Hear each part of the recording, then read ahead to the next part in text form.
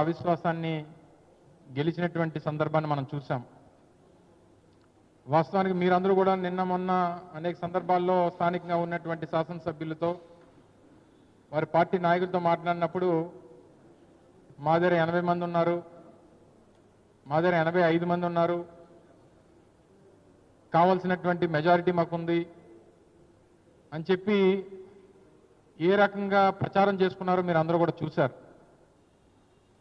వాస్తవానికి గత నెల 21వ తారీఖున మా మేయర్గా ఉన్నటువంటి హరివెంకట కుమారి గారి మీద అవిశ్వాస తీర్మానానికి లేఖనిచ్చినప్పుడు వారికి కావాల్సినటువంటి బలం ఏదైతే 74 మంది సభ్యుల తాలూకా సంఖ్య వారికి ఏదైతే అవసరం ఉందో ఆ బలం లేకుండానే వారు లేఖనిచ్చినటువంటి విషయం మీ అందరికీ తెలుసు. అంటే ఏ ఉద్దేశంతో మీరు ఆ రోజు లేఖనిచ్చారు?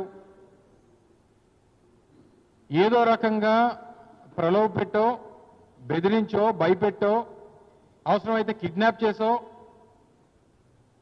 మా దగ్గర ఉన్నటువంటి సభ్యుల్ని లాక్కొని ఈ మ్యాజిక్ ఫిగర్ని చేరుకునేటువంటి దానికి మేము ప్రయత్నం చేస్తామన్నటువంటి ఉద్దేశంతోనే మీరు చేసినట్టుగా కనబడతా ఉంది. సరే, ఏదేమైనప్పటికీ ఎన్నిక ప్రక్రియ జరిగిన తర్వాత కొంతమంది పెద్ద మనుషులు మాట్లాడినటువంటి మాటలు చూసాం. ధర్మం గెలిచింది, న్యాయం గెలిచింది, ఇటువంటి మాటలు మీరు మాట్లాడేటువంటి దానికి అర్హత లేదు. మీకు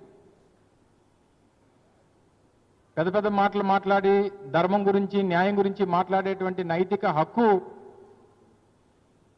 స్థానికంగా ఉన్నటువంటి కొంతమంది ప్రజాప్రతినిధులు, శాసనసభ్యులు, పార్లమెంట్ సభ్యులు మాట్లాడారు. మీరు ఆ తాలూకా నైతిక హక్కును కోల్పోయారనేటువంటి విషయాన్ని తెలియజేస్తా ఉన్నాం. మీరు ఈరోజు గెలిచింది మేయర్ మీద పెట్టినటువంటి అవిశ్వాసాన్ని గెలిచారు తప్ప విశాఖపట్నం నగర ప్రజల తాలూకా విశ్వాసాన్ని ఈరోజు తెలుగుదేశం పార్టీ, మిగిలినటువంటి కూటమి పార్టీలు కోల్పోయారనేటువంటి విషయాన్ని తెలియజేస్తా ఉన్నా. ప్రజాస్వామ్య పద్ధతిలో 2021లో జరిగినటువంటి ఎన్నికల్లో